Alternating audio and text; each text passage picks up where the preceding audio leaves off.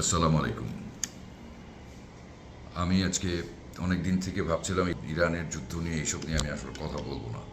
কারণ এই জন্য বলবো না, আমি এইসব আসলে আমার কাছে এইসব ভালো লাগে না এইসব নিয়ে কথা বলতে। কারণ এই যুদ্ধ আমার পছন্দের কিছু না। আমি ঝগড়াঝাটির যুদ্ধ এগুলি আই ডোন্ট লাইক। বাট এখন আমার বলতে হচ্ছে, অনেকে দেখি কথা বলছে, অনেকে আমার কিছু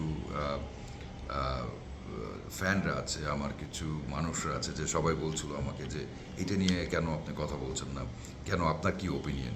আসলে আমার ওপিনিয়ন কি, আমি একটা নিম্ন একটা ছোট্ট মানুষ, আমার কোনো ওপিনিয়ন এখানে থাকা দরকার নাই। কারণ it is a very high diplomatic পিপলরা এটা নিয়ে গেম করছে, তাদের খেলা হচ্ছে।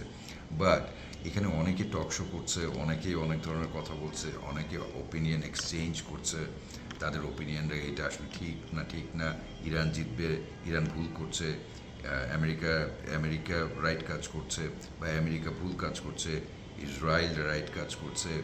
এই ধরনের অনেক কিছু হচ্ছে, ইরান শেষ হয়ে যাচ্ছে, ইরানের মধ্যে অ্যাসিড বৃষ্টি হচ্ছে, অল কিছু সবাইয়ের কাছ থেকে শুনে এখন আমার একটু চিন্তা হলো যে ভাই, এবারে আমি একটু দুই তিনটা লাইন বুঝি, যেটা বুঝতে পেরেছি সেটা নিয়ে আমি একটু কথা বলি। হয়তো এই জায়গায় আমি রং না, কারণ আমি দুই তিনটাই কথা বলবো যেটা আমি একটু রিসার্চ করে আমি জেনেছি।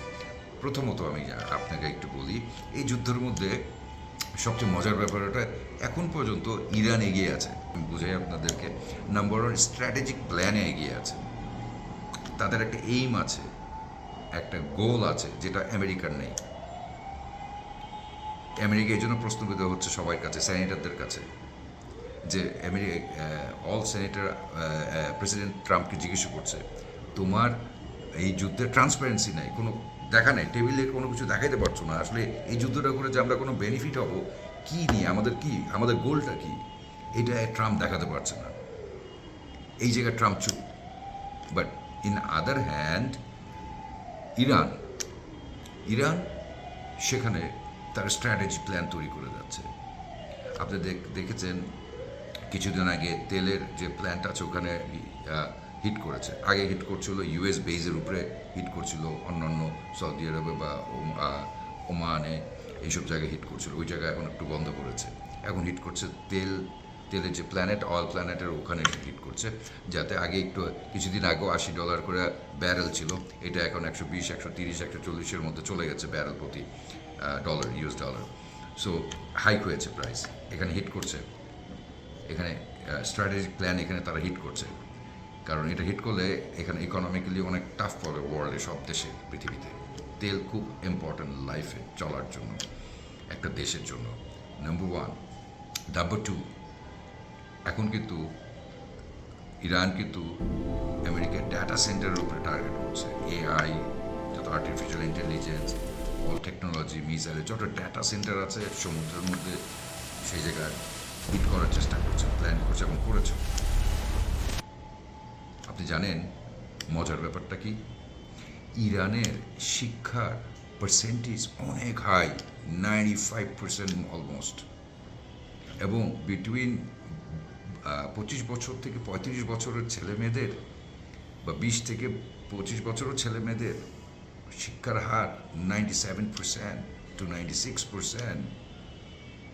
জানেন এটা আপনারা? অবাক হওয়ার যাওয়ার কথা।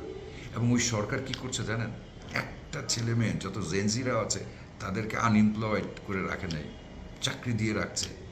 এত ব্রিলিয়েন্ট স্টুডেন্ট তারা করাচ্ছে তাদেরকে, তাদের ক্লাসে, তাদের পড়াশোনায় হচ্ছে এখন এআই নিয়ে, টেকনোলজি নিয়ে, তাদের জব দিচ্ছে। আপনি যে এখন দেখছেন না, মাইলকে মাইল যে আপনার টানেল ভরা যে drone, missile drone, this all student they made it.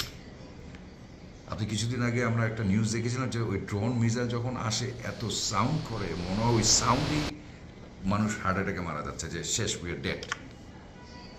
Can you imagine? So এই জন্য আমি বলছি যে ইরান প্ল্যান নিয়ে আগাচ্ছে, অনেক বড় প্ল্যান নিয়ে আগাচ্ছে। ওরা প্ল্যানের বাইরে যাচ্ছে না, ওরা স্ট্র্যাটেজিক প্ল্যান মেনটেন করে যুদ্ধতে নেমেছে। ট্রাম্পের মতো অন্ধকারের নামে নেই। ট্রাম্প কি, আমেরিকা কি শক্তিশালী একটা দেশ, আনডাউটলি। উনি আরেক দেশের প্রেসিডেন্টের ঠপ করে কিডন্যাপ করে নিয়ে এসে উঠায় নিয়ে এসে ঢুকায় দেয়। ইজ এ পাওয়ারফুল দেশ, এটা নিয়ে কোনো কোনো কোয়েশ্চেন নেই, বাট প্ল্যানিং নাই। এই প্ল্যানিং নাই, এই জায়গাটাই আমেরিকা ধরা খাবে। আমি আজকে বলে দিয়ে গেলাম, কোথাও যদি কোনো প্ল্যানিং না থাকে, ট্রান্সপ্যারেন্সি না থাকে, জবাবদিহিতা যদি না থাকে, সেখানে হারার পসিবিলিটি অনেক বেশি।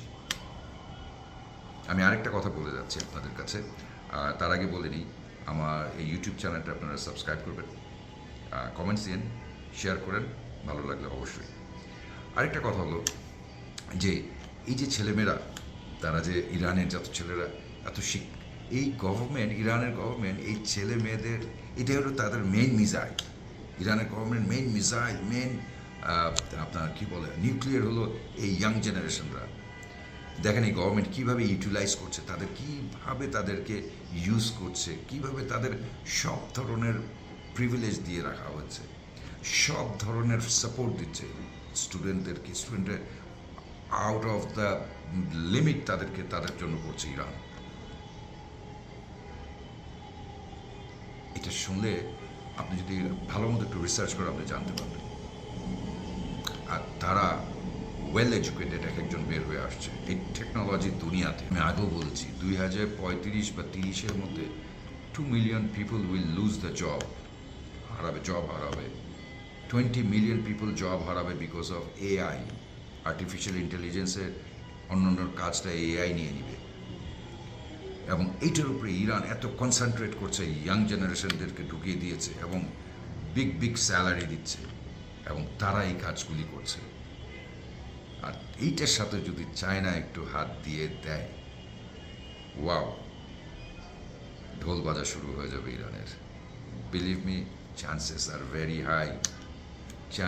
Very high. তাহলে আপনারা বুঝে নেন জিতার পসিবিলিটিটা কার আছে। আই এম শিওর আপনারা অতটুকু ডাম না, অতটুকু বোকা না।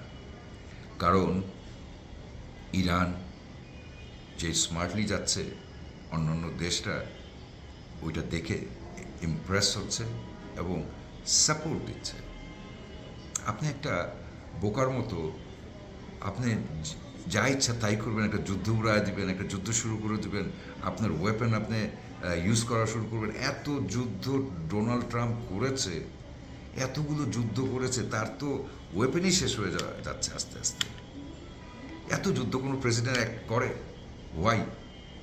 এত এই ডিক্টেটর ভালো না তো।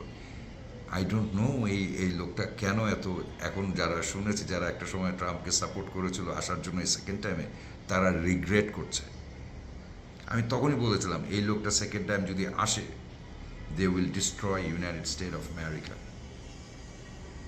এত ভদ্র একটা দেশ ছিল, এত শান্তি পিসফুল একটা দেশ ছিল, এভরিথিং ইজ ডিস্ট্রয়েড। এনিওয়ে, আমার এই ভিডিওটা যদি ভালো লাগে সাবস্ক্রাইব করবেন এবং hope for the best. Strategic plan যার ভালো থাকবে সেই এই যুদ্ধে জিতবে। আসসালামু আলাইকুম।